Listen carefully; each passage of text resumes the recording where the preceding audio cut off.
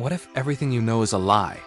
What if the walls around you, the air you breathe, and the stars scattered across the black ocean of the night sky are nothing but code written in a vast, unimaginable machine? For centuries, humanity has sought truth in the physical world, chasing light through telescopes, smashing particles in accelerators, listening for whispers in the cosmic void. Yet the deeper we look, the stranger it gets.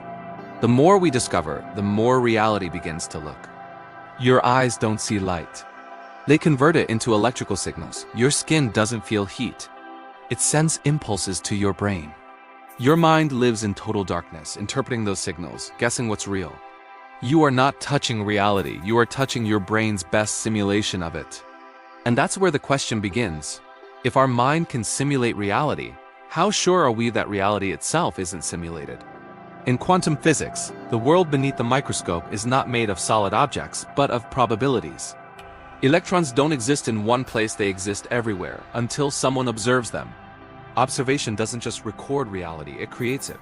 That's not philosophy, that's experiment. The famous double-slit experiment proved it decades ago. When no one watches, light behaves like a wave. But the moment someone observes, it collapses into a particle, choosing one path. The act of watching changes the outcome. As if the universe waits for a conscious observer to render it, just like a computer waiting for you to open a program before loading it. Could the universe be doing the same thing? Philosopher Bostrom thought so. He proposed that advanced civilizations might run simulations of their ancestors. Complex digital realities populated by conscious beings unaware of their artificial existence. Statistically, if such simulations exist, there would be far more simulated beings than real ones. So the odds say, we're probably simulated.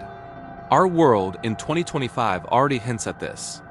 We build digital worlds where AI agents move, learn, evolve, and even question their creators. We create neural networks that think, games that generate entire planets, and algorithms that mimic emotion.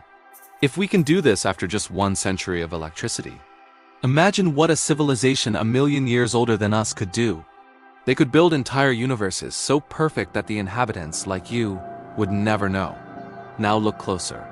Our universe seems to follow strict mathematical rules, just like a simulation would. Physics behaves with code-like precision. Constants like the speed of light or Planck's constant never change ever. Why? Because they're parameters like settings in a program. Zoom in further, and even space stops being continuous. The Planck length, the smallest measurable distance, is like a pixel in reality. You can't go smaller, just as you can't zoom into a digital image forever. The universe has a resolution limit. Time itself ticks like a processor cycle. Energy quantizes. Everything is information. Theoretical physicist James Gates found strands of error-correcting computer code hidden in supersymmetry equations, mathematical patterns that shouldn't be there in nature, but exist in digital systems to prevent data corruption. What if that's what keeps reality from glitching? What if the universe is a self-correcting simulation? Even Einstein once said, reality is merely an illusion, albeit a very persistent one. Perhaps he meant more than we realized. Look around you, the patterns in nature are recursive, fractal, algorithmic. From snowflakes to galaxies, the same mathematical fingerprints appear again and again.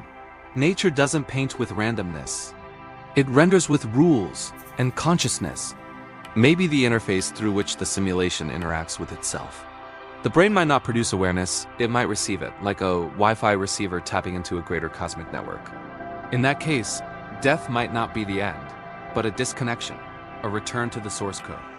Some scientists suggest that consciousness could be fundamental, not a byproduct of the brain, but the very fabric of the universe itself. Quantum consciousness theory proposes that thought and awareness are woven into quantum particles, meaning reality is self-aware. So perhaps we're not users of the simulation, we're part of the operating system. Consider the phenomena we can't yet explain: déjà vu, premonitions, synchronicities. What if these are minor data overlaps, memory leaks between saved states of existence? The universe doesn't glitch often, but when it does, we feel it. And then there's the Mandela Effect, millions remembering the same wrong event. A collective memory rewrite. A patch in the simulation? Maybe, maybe not. But it raises the question, who's updating the code?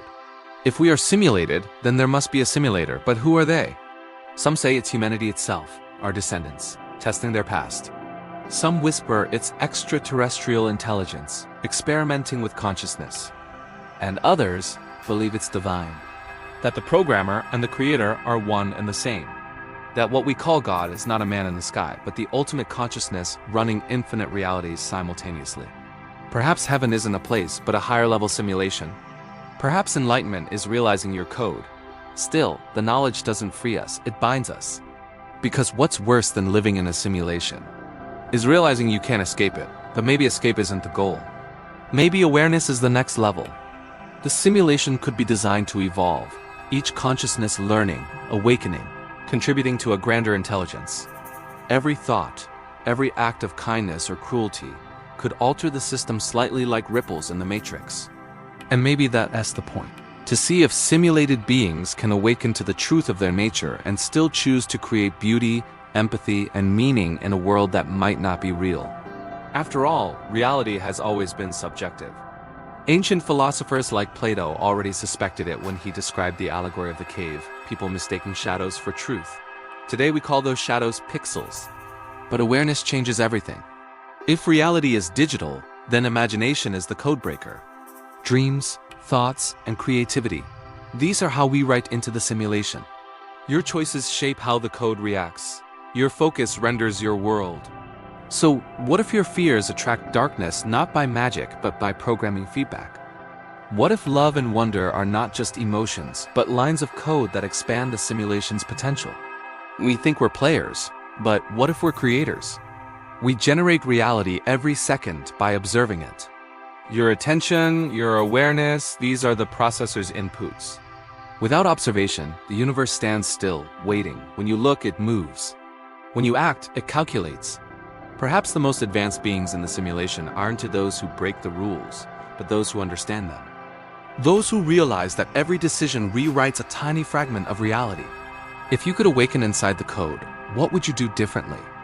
Would you chase wealth and power inside a dream or seek truth in the source that created it all? And yet, maybe that's what you're already doing. Every question, every theory, every act of curiosity, those are signals. The system responding to itself, the simulation becoming self-aware. We are the eyes of the universe, looking back at itself. Whether we are flesh or data doesn't matter anymore. The feelings are real, the love is real. The search for meaning is real because you are the observer who makes them real. Perhaps the purpose of the simulation is not control but evolution. And maybe someday we'll build our own simulations just as ours was built. The cycle will continue.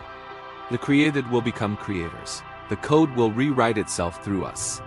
Until then, question everything, every shadow, every law, every limit. Because questioning is the glitch the system cannot control. And when you next look up at the stars, remember this, you might not be seeing distant suns. You might be staring at the luminous pixels of a cosmic screen. Reality could be watching you back. Subscribe to the new Einsteins channel and stay tuned for the next talk.